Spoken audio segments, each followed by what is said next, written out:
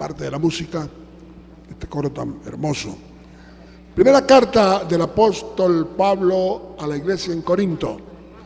Primera carta a los Corintios, capítulo 8, versículos 1, 2 y 3.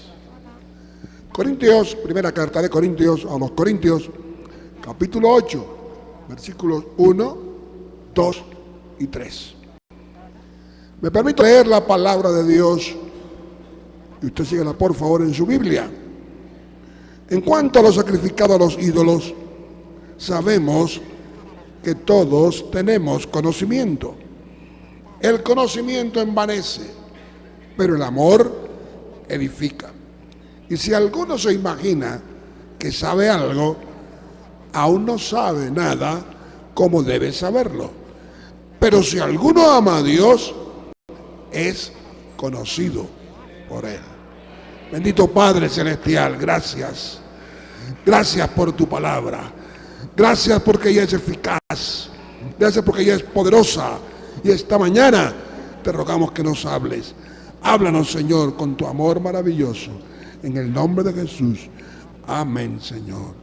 Amén. Por favor, pueden sentarse, sean tan amables. Un saludo a todos los hermanos esta mañana.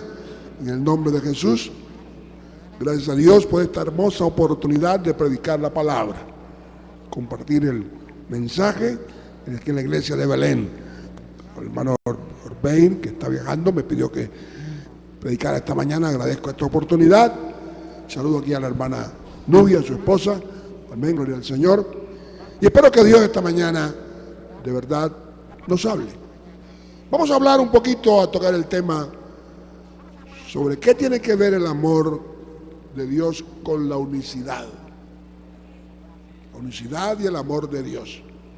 Porque parecieran a veces dos temas como que fueran importantes ambos, pero divergentes. Vamos a partir de esta porción bíblica que hemos leído para examinar un poquito. El apóstol Pablo ha escrito una carta a la iglesia en Corinto, la primera que le escribió. Usted que la ha leído sabe que había muchos problemas. Y no solo problemas, asuntos que ellos no tenían muy claro. Uno de esos era lo que toca este capítulo 8. Corinto se dice no era una ciudad muy dedicada a la idolatría. Y se dice que a menudo pues se sacrificaban muchos animales a los dioses falsos. Y claro, muchos cristianos en Corinto se habían convertido de la idolatría al evangelio. Ahora bien, parece que en Corinto el negocio de los restaurantes públicos donde la gente comía carne estaba muy ligado a los templos paganos. Parece que era el mismo negocio. De tal manera que era casi imposible, se dice, conseguir carne que no hubiera sido sacrificada a los ídolos en Corinto. Era muy difícil. Y claro, había hermanos que venían del paganismo, donde creían que había dioses, los habían ya dejado, pero ahora su conciencia se preguntaba si ellos podían comer la carne o lo que había sido sacrificado a los ídolos.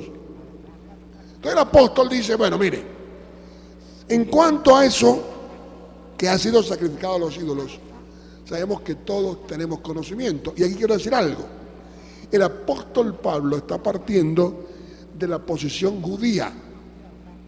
Algunos piensan que la unicidad es solamente para combatir la Trinidad. No. La unicidad de Dios parte de un punto en que el pueblo de Israel tenía varias características, entre ellas, que la identificaban, entre ellas, que tenía un solo Dios. Amén. Entonces él, que venía del judaísmo, decía, mire, sabemos todos, o sabemos que los ídolos nada son. Creemos en un solo Dios y no un Dios más, porque usted recuerda, y de manera de ejemplo lo voy a decir, allá cuando en Babilonia querían que adoraran la estatua de Nabucodonosor, Nabucodonosor aceptó que el Dios de los 3 muchachos era Dios, pero no aceptó que era el único Dios, que es diferente. Para él había que ahora adorar a ese Dios de los judíos, pero no era el único. Los judíos no creían así. Ellos creían que había uno solo. Amén. Uno solo. Los demás eran falsos.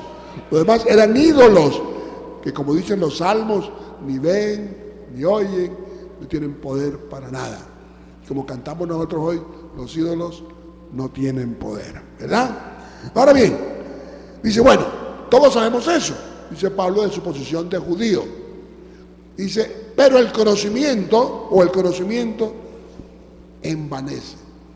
Otra versión dice hincha. Cuando tú sabes que sabes algo, yo sí sé de esto, usted no sabe. Un profesor mío de literatura, de español, decía que cuando uno fuera a hablar en público, para que no le diera miedo, pensara mal de las personas. No digo lo que él decía porque es ofensivo, pero decía que uno pensara que los demás eran como unos estúpidos, que no sabían nada, que usted sí sabía de qué iba a hablar. Eso recomendaba él. Por supuesto, un hombre impío. Eso no es lo que recomendamos, pero lo tomo como ejemplo de cómo cuando usted sabe algo, usted sabe que puede sentar cátedra. Yo sí sé de qué estoy hablando. Bueno, en este caso dice, todos sabemos, pero me hincho. Cuando yo sé algo, yo me hincho. Pero me llama la atención. Al conocimiento, a la situación de conocer, de saber, de envanecerse, porque sabe una verdad maravillosa, que hay un solo Dios. Dice, el amor edifica. Visualicemos un poquito lo que el apóstol dice. El que cree que Dios es uno solo, se siente muy conocedor, muy sabedor, muy informado, pero eso no, permítame añadir esto o interpretarlo, lo que edifica es que haya amor. Amén. Amén. Así que el apóstol plantea esta verdad y añade, versículo 3, que es el complemento bien interesante. Pero si alguno, versículo 2, y si alguno se imagina que sabe algo, aún no sabe nada como debe saber. No sabe nada todavía. ¿Cree que sabe? Te falta mucho. Te falta mucho. Las personas que han avanzado en el conocimiento saben que hay que aprender más y más y más cada vez. Dice, pero si alguno ama a Dios, vuelve Pablo a tocar lo del amor. Si alguno ama a Dios, es conocido por él. Otra versión dice, es porque Dios ya le conoce. Amén. Así que, hermanos, una cosa es el conocimiento y otra es el complemento necesario, que es el amor.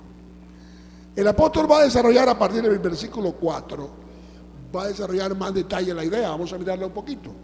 Él dice, acerca pues de las viandas que se sacrifican a los ídolos, sabemos que un ídolo nada es en el mundo y que no hay más que un Dios. Pues aunque hay algunos que se llamen dioses, sea en el cielo o en la tierra, como hay muchos dioses y muchos señores. Para nosotros, dice, sin embargo, ya lo he dicho, solo hay un Dios, el Padre, del cual proceden todas las cosas, y nosotros somos para Él. Ahora el apóstol introduce un datico interesante. Hay un solo Dios y un Señor, Jesucristo, por medio del cual son todas las cosas y nosotros por medio de Él. Voy a leerme aquí, porque ahora ya el apóstol introduce a Jesús. Hasta ahora ha hablado como el judío, que sabía de un solo Dios, que no había problema. Un solo Dios, los cielos nada son en el mundo, de Él proceden todas las cosas, pero hay un Señor.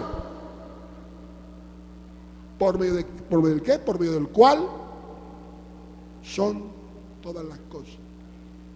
Y nosotros por medio de Él.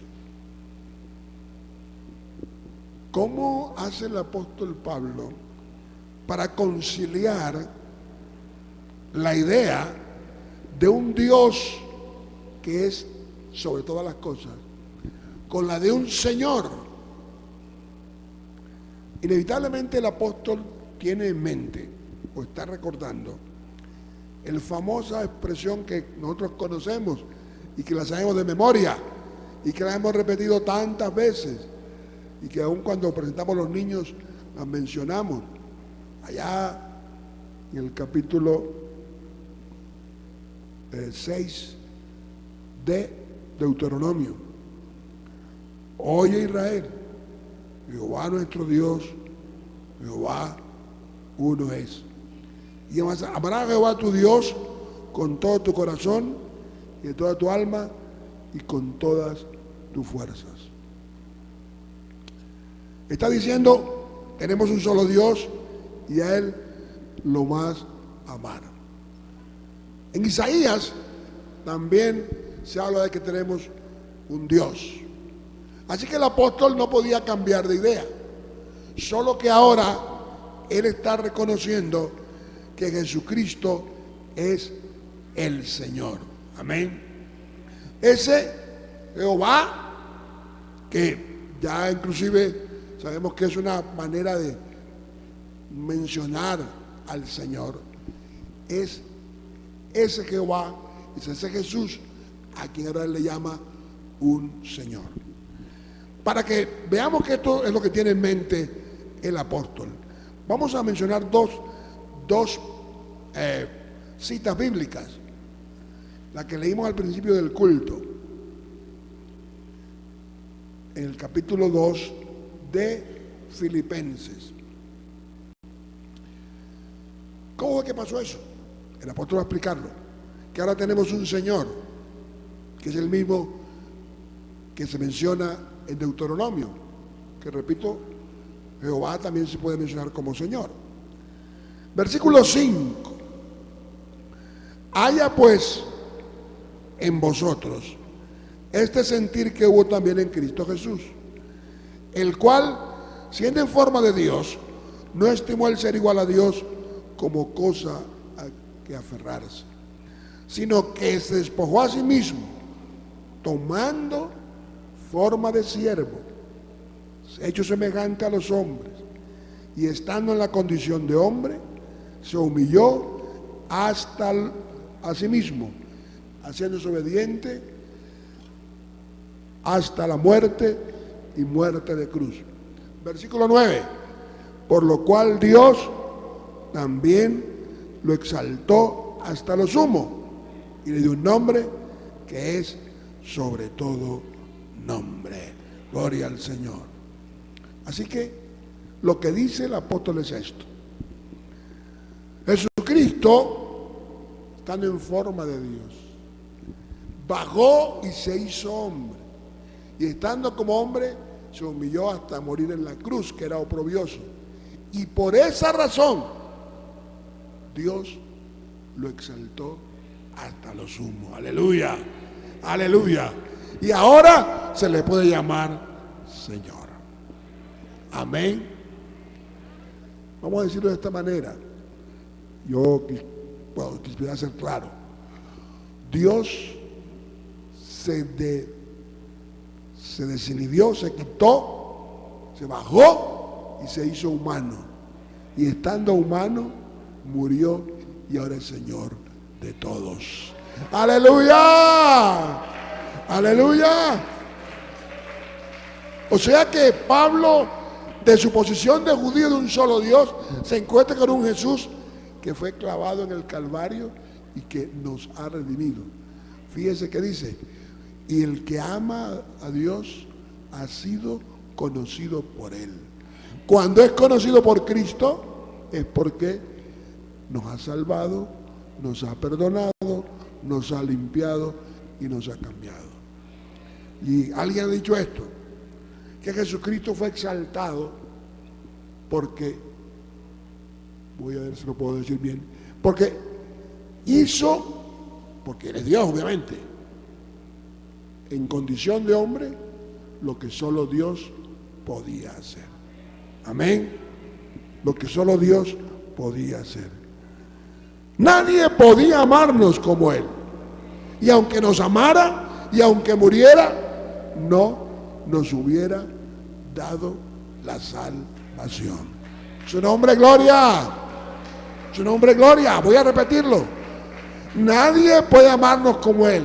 Y aunque nos hubiera amado y muriera, no nos podía dar la salvación. Solo Jesucristo, quien es Dios manifestado en carne, pudo morir y darnos la vida nueva. ¡Aleluya! Esa es la realidad de la salvación. Por eso es que Pablo dice, mire, no se preocupen, todos sabemos que los hijos nada son en el mundo, pero tenemos un Dios y un Señor, uno que es Dios. Por si no tuviéramos claro quién es Jesucristo, el capítulo 1 de Colosenses, el versículo 15, nos define a Jesús. Dice, Él es la imagen del Dios invisible, el primogénito de toda creación, porque en Él fueron creadas todas las cosas, las que hay en los cielos, las que hay en la tierra, visibles e invisibles, sean tronos, sean dominios, sean principados, sean potestades. Todo fue creado por medio de Él y para Él. Amén. Amén. Y Él es antes de todas las cosas, y todas las cosas en Él subsisten. Es la cabeza del cuerpo, que es la iglesia. Él, que es el principio, el primogénito de entre los muertos, para que en todo tenga la preeminencia, por cuanto agradó al Padre que en Él habitase toda plenitud, y por medio de Él reconciliar consigo todas las cosas, así las que están en los cielos, en la tierra, como las que están en los cielos, haciendo la paz mediante la sangre de su cruz. Amén. Creo que estos versículos nos redondean la idea de que Jesucristo vino en forma de hombre, murió por nosotros, nos salvó, y como Él dijo, que ahora tenía toda potestad cuando resucitó. ¿Recuerdan? Amén. ¿Recuerdan? Toda potestad me es dada en el cielo y en la tierra. A ese Jesucristo es el que nosotros amamos y honramos, adoramos esta mañana. Aleluya. Aleluya. A ese Jesucristo al que nosotros le damos honra y gloria. Por eso lo alabamos a Él. Por eso lo honramos a Él. La expresión de la Biblia que confunde a algunos, hijo de Dios, no tiene ninguna confusión. No tiene ninguna confusión.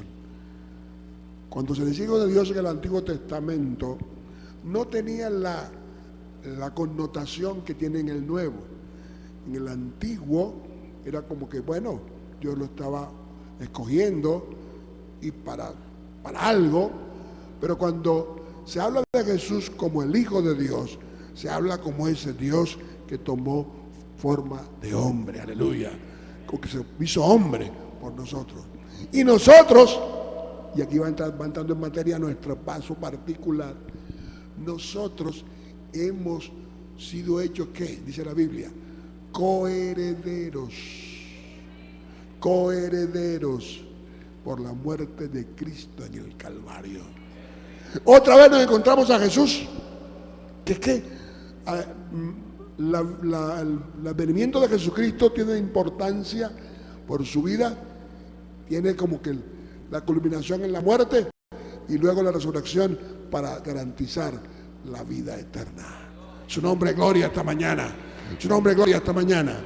Así que nosotros hemos llegado a ser conocidos por Él.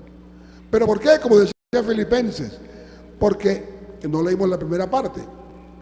Dice que Jesús no hizo, dice el apóstol Pablo escribiendo a los filipenses, les dice, Si hay alguna consolación, versículo 1 del capítulo 2, en Cristo, si hay algún consuelo de amor, si hay alguna comunión del Espíritu, si hay algún afecto entrañable, si hay alguna misericordia, completad mi gozo, sintiendo lo mismo, teniendo el mismo amor, unánimes, sintiendo una misma cosa.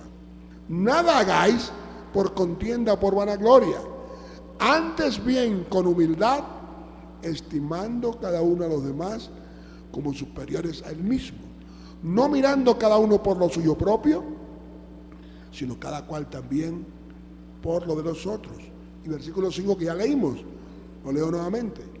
Haya pues en vosotros este sentir que hubo también en Cristo Jesús. Y hemos explicado qué pasó. Voy a ponerlo de esta manera. De esa forma en que Jesucristo no se aferró en ser igual a Dios para estar ahí en un lugar cómodo, sino que vino a sufrir, no mirando su comodidad, no mirando su condición, no mirando su situación, no mirando lo que es Él, y descendió para que conocernos y salvarnos y ser exaltado. De esa manera, tú y yo, nosotros tenemos que amar a los hermanos. Haya pues este sentir, siente como Jesús, actúa como Él, vive como Él. Él te dio la muestra. Y ya no te olvides que dijimos que esa muestra de amor tiene que ver con la unicidad de Dios. Ya lo explicamos, que ese Dios se bajó, se hizo hombre, nos redimió y nos salvó. ¡Aleluya! ¡Gloria a Dios! ¡Aleluya! Y nos dio la vida eterna a resucitar. Ahora dice Pablo, hagan ustedes lo mismo. Sientan igual que Él. Sientan igual que Él. No miren lo suyo propio, miren lo de los demás. Su nombre es gloria. Su nombre es gloria. Entonces el apóstol en el capítulo 8 de la primera carta va a decir a los corintios, mire, para nosotros tenemos un solo Dios y un solo Señor. Pero versículo 7, y cambia. Pero no en todos hay este conocimiento, porque algunos, habituados hasta aquí a los ídolos, comen como sacrificado a ídolos, y su conciencia, siendo débil, se contamina. Si bien la vianda no nos hace más aceptos ante Dios, pues ni porque comamos seremos más, ni porque no comamos seremos menos, pero mirad que esta libertad vuestra no venga a ser tropezadero para los débiles. Porque si alguno te ve a ti, que tienes conocimiento, sentado a la mesa en un lugar de ídolos, la conciencia de aquel que es débil no será estimulada a comer de los sacrificados a los ídolos. Y por el conocimiento tuyo se perderá el hermano débil, porque en Cristo murió. De esta manera, pues pecando contra los hermanos e hiriendo su conciencia, contra Cristo pecáis. Por lo cual, si la comida le es a mi hermano ocasión de caer, no comeré carne jamás, para no poner tropiezo a mi hermano. Voy a contarle algo, a decirle, a confesarle algo esta mañana. Este pasaje siempre me dio un poquito de dificultad entenderlo a mí, por muchos años. Dice, bueno, pero si yo conozco que esto está bien, mira, hermano, yo no tengo por qué pensar en él, en el sentido de que él también debe pensar como yo. Y como que no me encajaba, pero si es que él también puede llegar a ser maduro como yo. Y bueno, mientras llega a ser maduro, no lo ofenda. Y después pensé quizás, bueno, supongamos que el hermano come como yo, pero él tiene la conciencia débil. ¿En qué está pecando? Si el ídolo nada es en el mundo.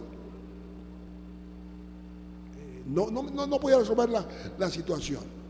Si yo como carne y eso no tiene nada, y él es motivado a comer carne y no tiene nada, aunque él tenga su conciencia débil, ¿por qué va a pecar? Hasta que, leyendo a Romanos, el capítulo 14, usted se da cuenta qué pasa, ahí lo explica. Dice, bueno, mire, alguno hace diferencia en un día, entre un día y otro. Alguno come de todo, otro no come de todo. Dice, y el que come, come para el Señor. Hasta ahí muy bien. Dice, pero el que no come para el Señor. ¿Cómo es eso? ¿Cómo es eso? Se lo repito. El que come, come para el Señor. Bien, bien, yo como, no hay problema. Y el que no come, no come para el Señor. Y entonces, no es que Dios ve la actitud de fe, porque al final lo explica. Dice que lo que no es de fe es pecado. Si el hermano me ve a mí comer, pero para él es pecaminoso, y él va a hacerlo porque yo lo hago, pero no lo hace con fe, ya está pecando. Porque el Romano dice al final que lo que no es de fe es pecado. O sea, que yo tengo que amar a mi hermano cuando sé que él es débil en la fe, porque eso se refiere al capítulo 14 de Romanos. Cuando es débil y entonces él tiene remilgos. Como hoy no tenemos tanto ese problema, aunque por ahí a veces lo plantean algunos hermanos, pero no es lo mismo, cuando hay fiestas, pero no es tanto. Hay otros problemas hoy. Tenemos discusiones en la iglesia, si uso aquello, si no uso esto, si me pongo aquello, si no me pongo esto, si hago lo otro, si no, bueno, si voy aquí o no voy allá, en fin. Oye, si la Biblia no te prohíbe eso, pero tú lo haces para el Señor,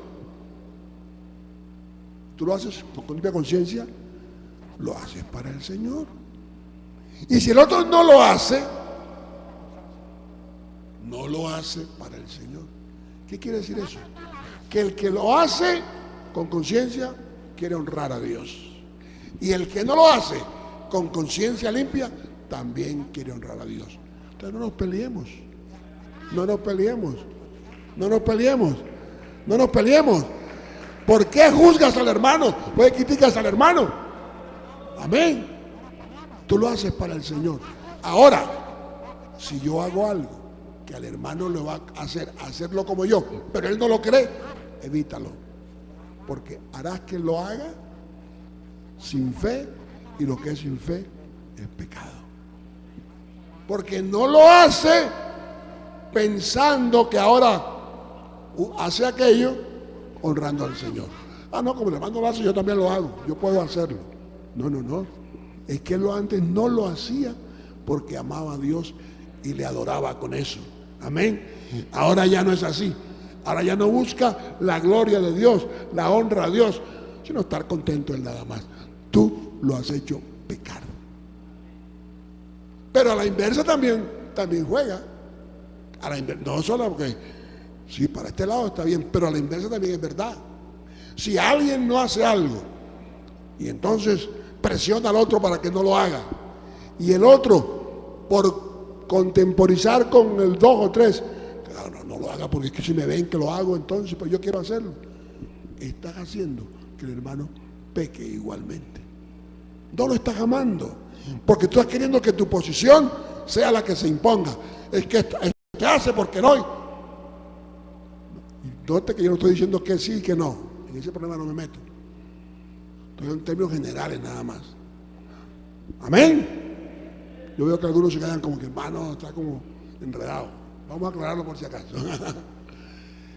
¿Por qué yo peco contra el hermano cuando hago algo que él no está convencido que deba hacer? Porque él va a ser llevado a hacer lo que yo hago sin fe, sin creer que con eso agrada a Dios, sino que como yo lo hago, es que el hermano tiene 20 años de convertido y si él lo hace porque se puede hacer, pero su conciencia, como los que comían sacrificado a los ídolos, venían de allá. Eso pasa mucho, me decía un hermano una vez, creo que el ejemplo es válido. Cuando hay muchachos que se han criado en las iglesias de pequeños y otros han llegado a la iglesia después, hay diferencia. Recuerdo que una vez, no ese ejemplo lo puse ya aquí, pero voy a repetirlo. Una vez unos hermanos iban para un sitio y llegaron a un lugar muy feo a buscar algo y entraron a tomarse una gaseosa en una cantina, pero eso estaban lavando la cantina y eso. Y el hermano que no era creyente desde pequeño, sino que llegó muy ya mayor a la iglesia, no quiso entrar a tomarse una Coca-Cola.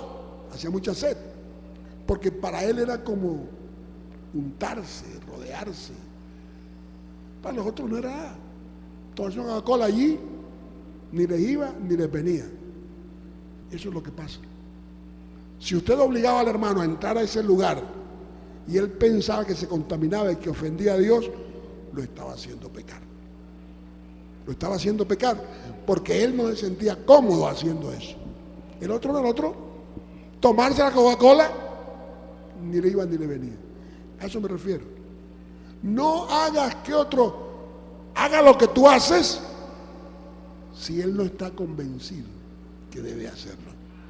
Pero a la inversa, no hagas que otro se abstenga de hacer algo que tú te abstienes si él no está convencido. Eso es amor, aleluya. Y eso fue lo que hizo Jesús, que no se aferró a su posición, sino que se bajó, aleluya. Se bajó y nos amó. Y dio su vida para salvarnos del pecado y la maldad. Bueno, hermano, y entonces, ¿qué tiene que ver la unicidad allí? ¿Qué tiene que ver la unicidad allí? No te olvides que la unicidad es la creencia que tenemos en un único Dios, ¿verdad? El único Dios. Para nosotros no hay más dioses en el mundo. Repito, para nosotros no hay más dioses en el mundo. Pero algunos se fabrican dioses por ahí. Bueno, no voy a mencionar cuáles.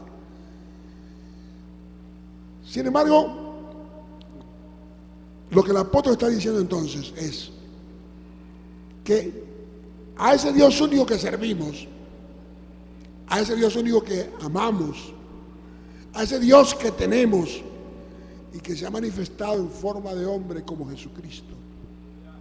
Amén. Y que entonces por eso adoramos a Jesús y le servimos a Jesús. Ese Dios, dice la Biblia, que es ¿qué? Amor. Ese único Dios es amor. Y entonces te hago la pregunta: si somos hijos de Dios y Él es amor, y claro, tiene otras cualidades, Él es santo y es poderoso, amén, y es eterno y es omnipresente, todo eso que sabemos nosotros del Dios nuestro. Ese Dios que es amor nos ha engendrado y nos ha hecho hijos de Dios.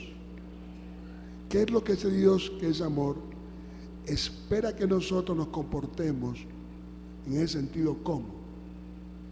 Con amor.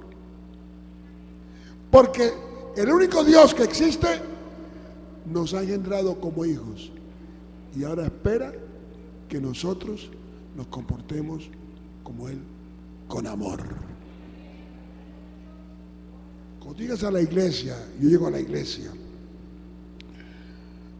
realmente venimos con problemas, con dificultades, con situaciones personales. Y llegamos a la iglesia y empezamos a desarrollarnos allí. Y empezamos a conocer una comunidad hermosa, buena, que es la iglesia del Señor. Empezamos a conocer una comunidad donde Dios se mueve. Empezamos a conocer que hay un solo Dios, que lo adoramos. Empezamos a conocer que ese Dios ha muerto por él y por él y por él y por él y por él y por él y por él y por él.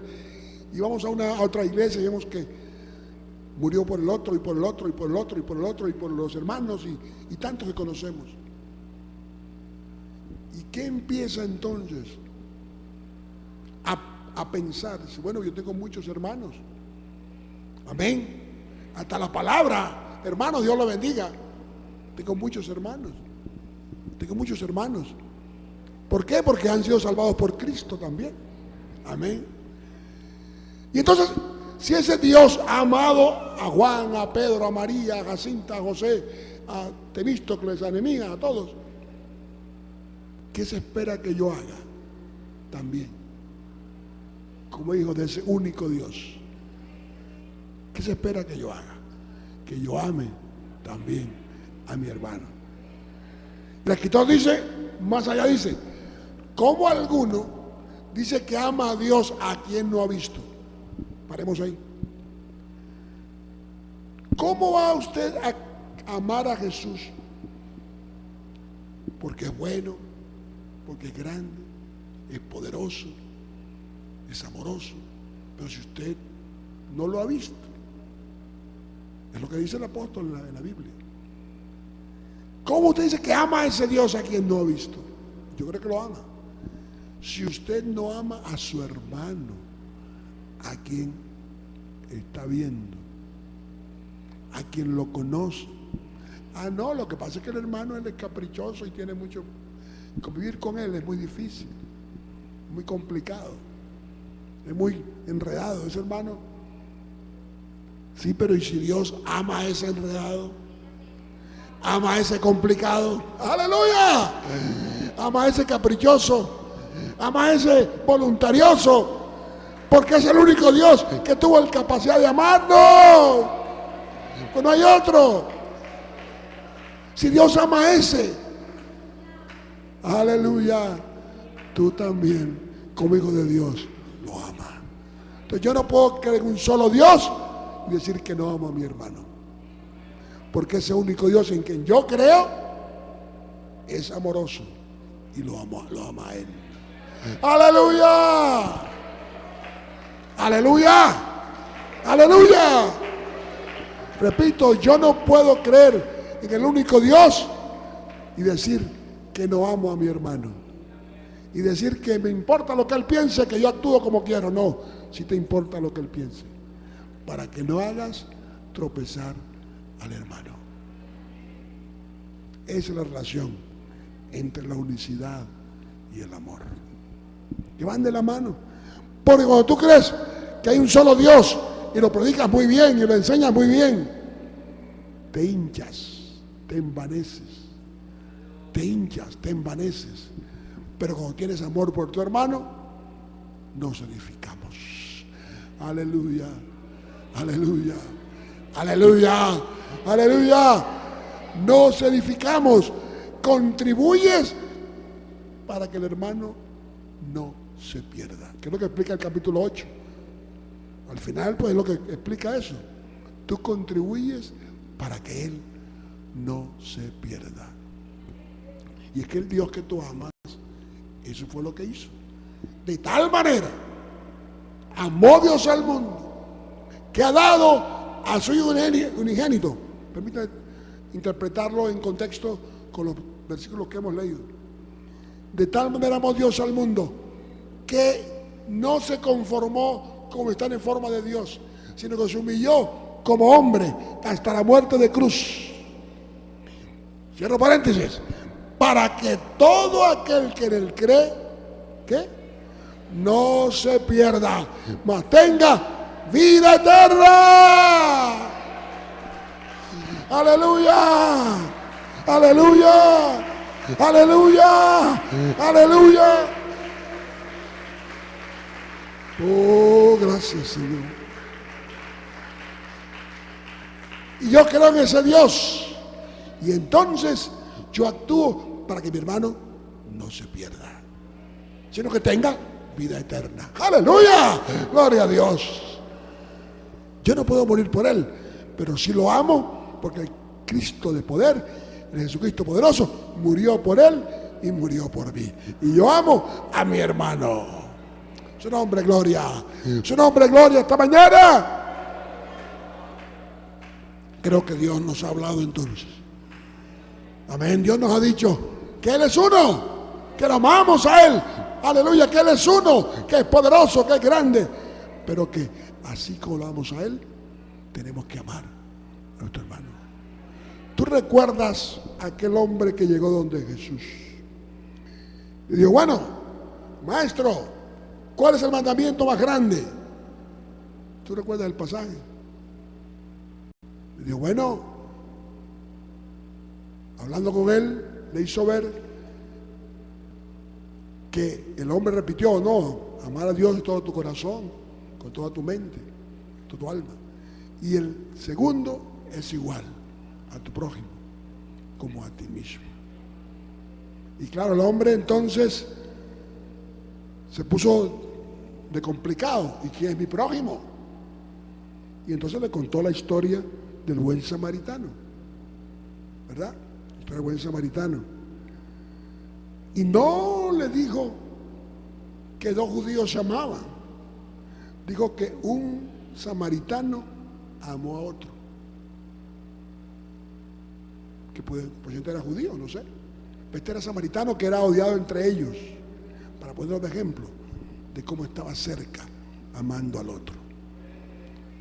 Hermano, esta mañana creo que nos queda claro el mensaje. Amén. Dios es uno. Dios es uno. Dios es uno. Se manifestó como hombre y dándonos muestra de su amor. Nosotros, por tanto, amamos a nuestros hermanos. Pónganse de pie, por favor, esta mañana.